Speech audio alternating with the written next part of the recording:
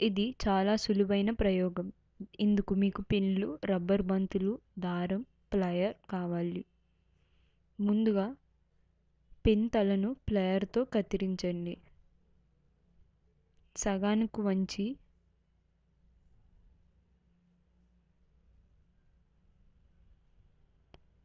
Rubber బంతికు గుచ్చండి.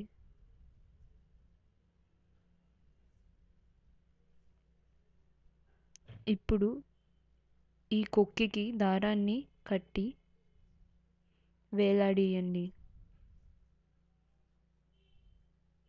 ఇప్పుడు ఒక స్టాండ్ను తయారు చేసి ఈ స్టాండ్కు కనీసం 15 బంతులను వేర్వేరు పొడవులున్న దారాలతో వేలాడీయండి.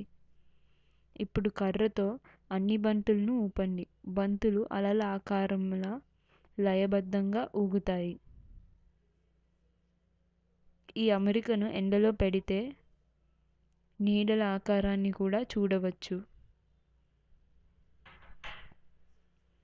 పక్క నుంచి చూస్తే పాము కదులుతున్నట్టు ఉంటుంది.